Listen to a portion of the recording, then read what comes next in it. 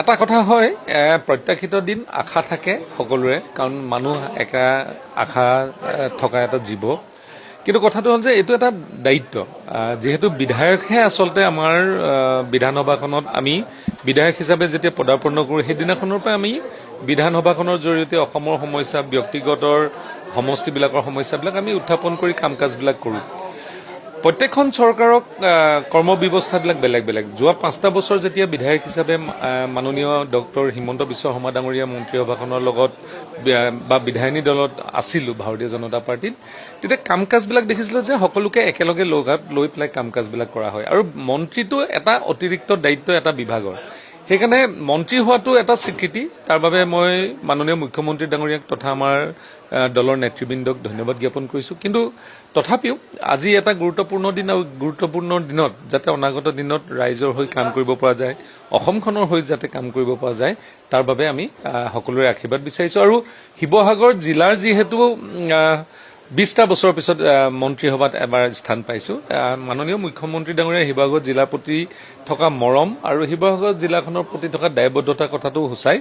আৰু অনাগত দিনত শিৱসাগৰবাসীৰ হৈ মই তেখেতক ধন্যবাদ জনাইছোঁ আৰু অনাগত দিনত অঞ্চলটোৰ যাতে উন্নয়নৰ কাম কাজবিলাক আগবঢ়াই লৈ যাব পাৰোঁ তাৰো যাতে দায়িত্ব ল'ব পাৰোঁ তাৰ বাবেও সকলোৰে পৰা আশীৰ্বাদ বিচাৰিছোঁ তেনেকুৱা নাই একেবাৰে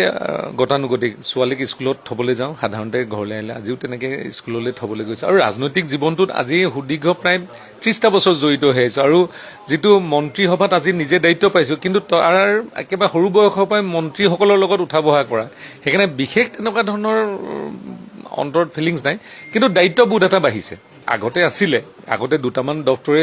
প্ৰয়োজনীয় বুলি মানুহে অনুভৱ কৰিছিলে সেইকাৰণে সীমিত আছিলে আজিৰ দিনত প্ৰত্যেকটো দপ্তৰে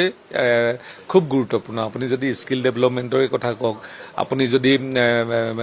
আৰ্বান ডেভেলপমেণ্টৰে কথা কওক আপুনি হেল্থৰ কথাই কওক প্ৰত্যেকটো দপ্তৰে আজিৰ দিনটোত গুৰুত্বপূৰ্ণ দপ্তৰ কাৰণ নতুন যিখন পৃথিৱী বা যিখন নতুন অসমক মাননীয় মুখ্যমন্ত্ৰী ডাঙৰীয়াই লৈ যাব বিচাৰিছে এইখন অসমত প্ৰত্যেকটো দপ্তৰে একেবাৰে টুৰিজিমৰ পৰা আৰম্ভ কৰি সকলো দপ্তৰে সমানে একেলগে কাম কৰি যাব লাগিব তেতিয়াহে ভৱিষ্যতৰ অসমীয়া মানুহ অসমত সুৰক্ষিত হৈ থাকিব পৰিয়ালত তেনেকৈ মানুহে নাই নহয় আমাৰ 3টি পৰিয়াল বাইদেউ আহিছে আমি কেইটাই আৰু বেলেগ নাই মা আহিছে সেয়াই আৰু আমিখিনি কাৰণ আমি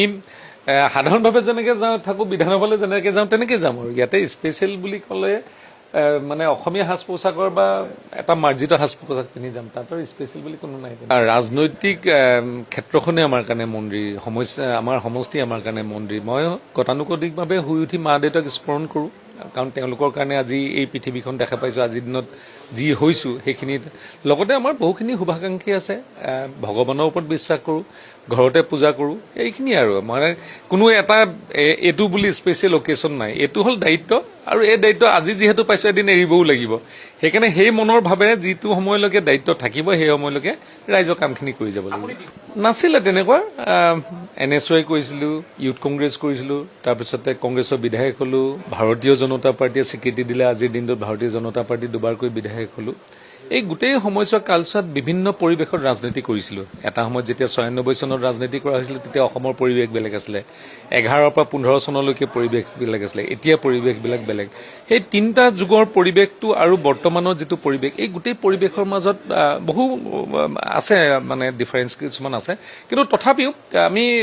আজিৰ যিটো নতুন পৰিৱেশ এই নতুন পৰিৱেশত আগৰ অসমখনৰ কথাটো আলোচনা নহয় আজি নতুন শক্তিশালী অসমৰ কথা আলোচনা হয় অসমীয়া মানুহৰ কথা আলোচনা হয় আৰু মই ভাবোঁ যে এই নতুন পৰিৱেশৰ পৰিকল্পনা মাননীয় মুখ্যমন্ত্ৰী ডক্টৰ হিমন্ত বিশ্ব শৰ্মা ডাঙৰীয়াই ধুনীয়াকৈ কৰিছে আমি আৰু সকলোৱে মিলি কাম কৰি যাম মন্ত্ৰীসভাখনে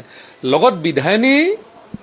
বিধায়কসকলেও একেলগে আমি কাম কৰি যাম যাতে ভৱিষ্যতৰ অসমখন এখন শক্তিশালী অসম হয়